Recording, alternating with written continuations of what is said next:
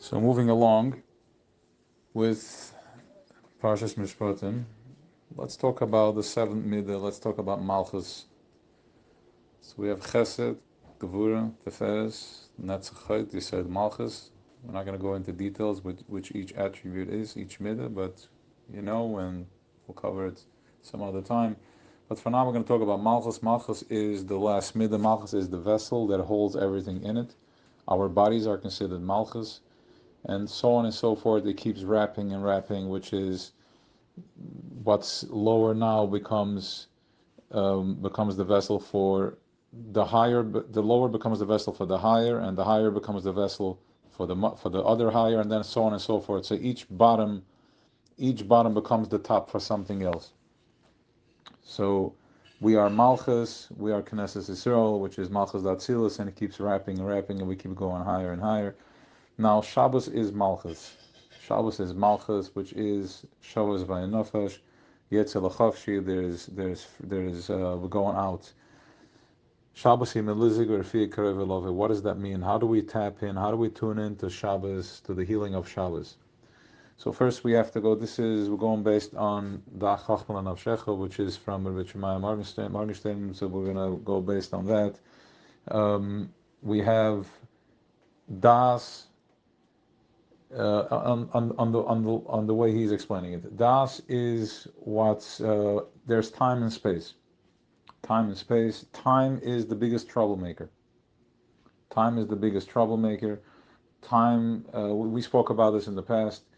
In other words, the problems that we are experiencing is all happens in time. In the present moment, I'm good. All I need is a breath of fresh air, and I'm fine with one slice of apple. I'm good. But what's going to be later? What's going to be tomorrow? What's going to happen to my kids? Marriage? What if he dies? What if life insurance? All that. College funds, all that other stuff. That is nonsense, but it's not nonsense when you live in the world of Malchus, when you live in time and space. And in time and space, this is the matrix. This is how it goes. It pulls you in.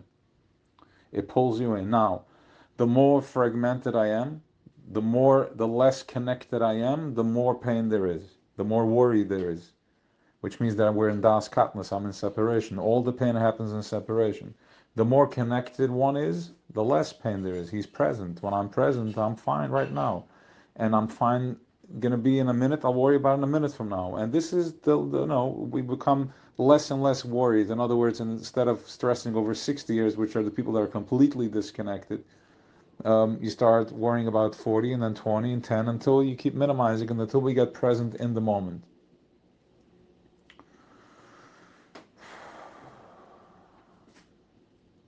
When we get present in the moment, first of all, it's important to note that where you want your mind to be connected to is to understand that thing that is pulsing your heart, the heartbeat that you're experiencing, that is the life force, that is the force of the thing that creates everything. He's pushing forward, the same thing that is supplying blood flow, the same thing that's supplying your heartbeat, the same thing that is supplying the breath of fresh air that you breathe, that same thing is also supplying your shefa.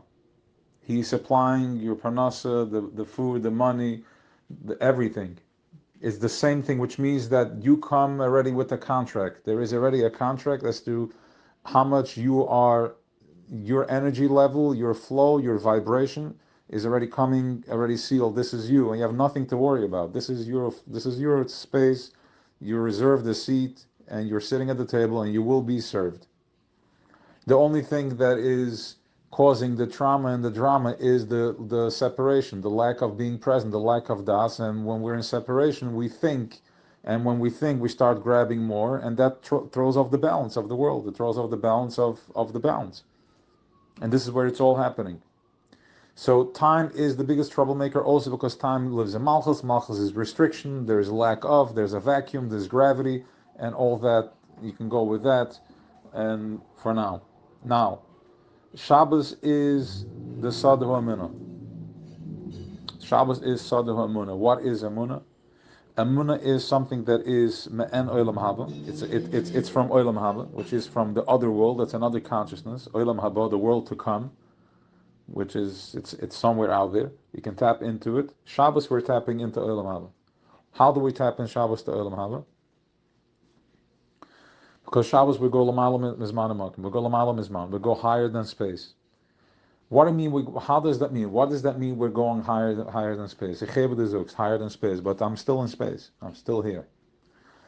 Going higher from space means that the whole week, Sheshes Yom Tawid, the 6 days of the week we have to work. And when we work, we generate energy. We need to generate energy. The way we generate, it's by law. The law is, we're contracted, the law is you have no choice, you have to work. You have to move. If you sit idle, you start feeling that you're missing out, you get depressed. Depressed means that your energy is not expressing, and it gets stagnant, and it gets stuck and stale, and you're stuck. So, but during the week, you have no choice. Whatever your job is, envelopes or boxes or trucks or buildings, whatever it is that you generate energy, the way you choose to generate energy in the world, and every gullahs that we're in, we're contracted on the different rules that we generate energy through a different rule. Here in America, it's to make money. In other places, it was by poverty, so on and so forth. Shabbos, we are going l'mayla mizman, which means that we are tapping out. They have no shlita. We're tapping out from that contract, and we're going into a place where we are aligning with our Creator, the highest consciousness, which is Amuna. What does it mean, Amuna? Amuna means that there is no time and space, which means that there is no worry. I don't need to. I'm not subjected to the work. I'm not subjected to the enslavement of going through physical labor in order to generate energy, because oil light is coming up down from up above. We're connecting with that, which means that we're going into a recharging center. We're going into a spaceship that you lock in. Your brain gets hooked up. You click in, and you're just reloading, and you're healing. And Shabbos Yimelizik or Fur Kroeva Lava is that it heals by, you can actually sit and do nothing and not feel the need and the urge that you need to go to work. As we all know, you can go on a vacation and be in the most expensive hotel on the beach, and you will still be restless if you do that on a Tuesday. But Shabbos, you can sit at home and you're perfectly comfortable. Now, if you're still not comfortable on Shabbos, we understand that you're still trapped in time, which is not your fault. There was a lot of disconnect that the person must have taken on, certain levels of abuse and putting out the light. So you can't connect that level of light. It's still uncomfortable. So have a l'chaim and start with that. Heal yourself, because Shabbos is a moment of Amuna, which is l'mayla of Zman. You're not trapped in space, so there's nothing pulling you. There's nothing sucking you in, pulling you into gravity. The vacuum shuts down. It shuts down, and it's off until Motzei Shabbos, and then the machine starts again. When you light the Havdalah, that's why it's important to make Havdalah, because the feminine lights the candles to bring in this soft light of Shabbos. That's when we light the Shabbos candles, and then we bring in the Havdalah. We light the candle, and we start the fire up again. And as we said many times before, it's important to get up at the first ring, because instead of the day doing you want to do the day. You want to grab hold of the horse instead of it pulling you.